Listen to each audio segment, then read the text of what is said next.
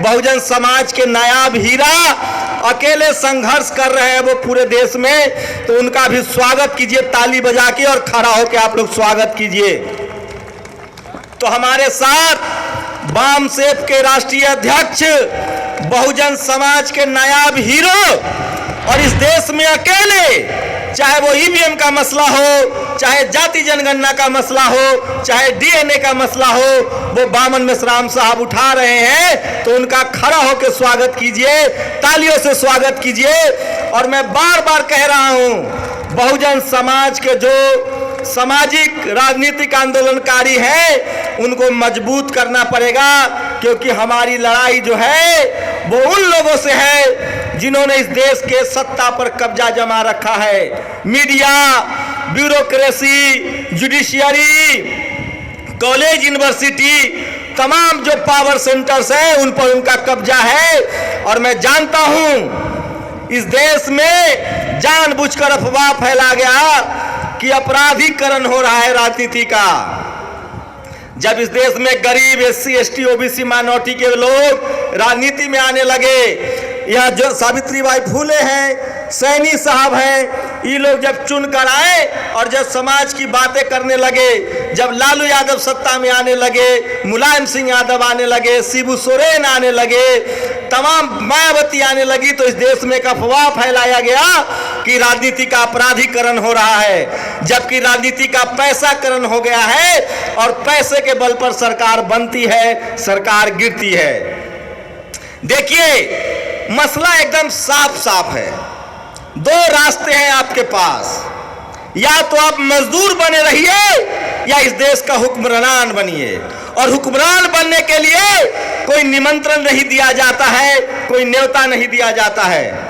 मैं थोड़ा अपने समाज की आलोचना करूंगा, मैं वैसे करता नहीं हूं, मैं ये बात जानता हूं कि अपने ही लोगों की आलोचना करना, अपने ही लोगों को नीचे दिखाना, ये किसी समाज का स्वभाव नहीं है, ये पिछड़े समाज का स्वभाव है। लेकिन एक बात करनी पड़ेगी, हमारा जो सोशल एक्टिविज्म है, पॉलिटिकल एक्टिविज्म है, उसको मैं झेलता हूं। मैं एक पत्रकार के तौर पे इस देश के जितने एससी, एसटी, ओबीसी, माइनॉरिटी के लोग हैं, चाहे वो किसी पार्टी में हो, किसी संगठन में हो, मैं सबसे मिलता जुलता रहता हूं।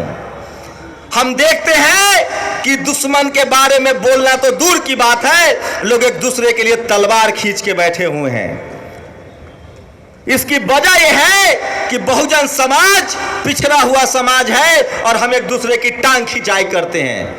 अरे इस देश में कोई वाजपेयी तभी बनता है जब कोई आडवाणी और जोशी सत्ता का त्याग करता है। आप कल्पना कीजिए, अगर आडवाणी भी कहता कि मुझे प्रधानमंत्री बनना है, जोशी भी कहता मुझे प्रधानमंत्री बनना है, तो क्या वाजपेयी प्रधानमंत्री बनता?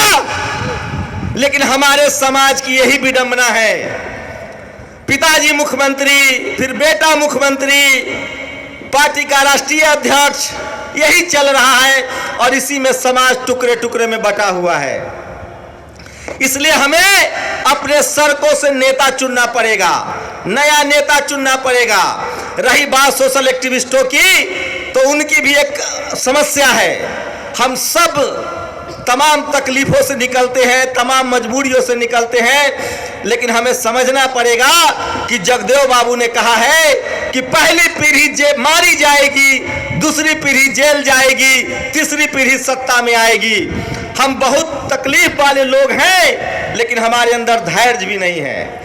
हम अपने अपने जिम्मेदारियों का निर्वहन करना चाहते हैं। मैं दावा करता हूं, वादा करता हूं, मैं पत्रकार था, पत्रकार हूं और पत्रकार ही रहूंगा। मेरी और कोई इच्छा नहीं है। हम सब लोगों को अपने अपने फील्ड में, आप सोचिए उनका सामाजिक संगठन क्या करता है। उनका सामाजिक संगठन नेता पैदा करता है, हमारा सामाजिक संगठन नेता बनने की कोशिश करता है। हमें इन सब चीजों को समझना पड़ेगा। आप सब हमारे लोगों को दिमाग में भर दिया गया है कि फलाना नेता बन जाएगा तुमको क्या मिलेगा, फलाना नेता बन जाएगा तुमको क्या मिलेगा। ये हमारे आने वाली नस्लों की लड़ाई है। कोई मुख्यमंत्री एक ही बनेगा, प्रधानमंत्री एक ही बनेगा, एमएलए एमपी 545 ही होते हैं, लेकिन वो समाज तभी जीतता है, लड़ता है, जब उस समाज का रिप्रेजेंटेशन होता है। और हमारी कमजोरियां हमारा आपसी मनमुटाव है, आपसी भाईचारा खत्म हो रहा है SC ST OBC माइनॉरिटी का। और ये आज नहीं है, हम इसीलिए पिछड़े हैं, शोषित हैं, लेकिन ये बढ़ भी रहा है। ये अच्छी बात है कि जैसे जैसे हम लोग पढ़ लिख रहे हैं, बहुजन भाईचारा, बहुजन नेता, बहुजन लीडरशिप करीब आ रहा है। सोचिए, JNU में एक छोटा सा मामला हुआ, किसी ने लिख दिया कि ब्राह्मण देश छोड़ो। मुझे नहीं पता किसने लिखा, मुझे इतना पता है कि कोई बड़ी साजिश है, लेकिन इस देश का पूरा ब्राह्मण समाज एकजुट हो गया। लेकिन हम लोगों को देखिए, कोई दलित मारा जाता है तो पिछड़ा नहीं बोलता है, कोई पिछड़ा मारा जाता है तो दलित नहीं बोलता है, कोई आदिवासी मारा जाता है तो माइनॉरिटी नहीं बोलता है। हम सब टुकड़ों में बटे हुए हैं। और भाई साहब यकीन मानिए, देर सवेर आगे पीछे हम सब की बारी आएगी और हम सब मारे जाएंगे। और यह भी बात बता रहा हूं, इस देश में जो 90% आबादी है उसके पास सिर्फ 3% संसाधन है। हमारे जो लोग थोड़ा पढ़ लिख गए हैं, थोड़ा अमीर हो गए हैं, वो अपनी अमीरी अपने ही लोगों से नापते हैं। मैं उनको कहता हूं कि अपनी अमीरी उनसे नापो जो सोने के चम्मच से खाना खा रहे हैं, जो चांदी के चम्मच से सोने के प्लेट में खाना खा रहे हैं। हमारी लड़ाई आपस की लड़ाई नहीं है, आपस के संगठनों की लड़ाई नहीं है। हमारी लड़ाई संविधान बचाने की है, बाबा साहब के विचारों को आगे बढ़ाने की है। एक बात आपको समझना पड़ेगा कि अगर हम लोग राजनीतिक रूप से, सामाजिक रूप से एकजुट नहीं हुए तो हम आर्थिक रूप से गरीब, लाचार, बेबस मर जाएंगे। एक लास्ट बात कहूंगा, मैं इसलिए आया था कि कम से कम सारे लोग मंचों के पास आ जाएं। मुझे लगता है लंच टाइम भी हो गया है, लेकिन ये बात जारी रखिए। मैं मंच पर आए हुए लोगों से आग्रह कर रहा हूं कि अब पैटर्न बदल गया है। आप लोग जो यहाँ कुर्सी पर बैठे हैं उनकी चिंता मत कीजिए, ये सारा वीडियो रिकॉर्ड हो रहा है और कम से कम इस देश के करोड़ों लोग इस वीडियो को देखेंगे और वही हमारी जीत होगी, जो सोशल मीडिया के जरिए देश भर में बात फैला जाएगा। तो आप लोग मन छोटा मत कीजिए, अपनी बातें रखिए।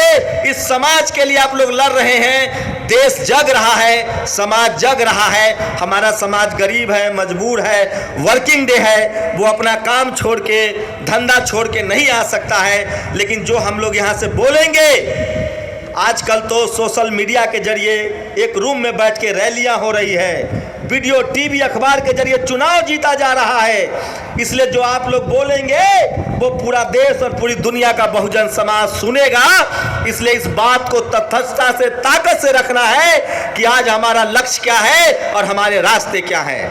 आप सब अनुभवी लोग हैं, अपने अपने फील्ड के महारत लोग हैं। नवीन कुमार आ गए हैं, तालियों से स्वागत कीजिए। लक्ष्मण यादव आ गए हैं, तालियों से स्वागत कीजिए।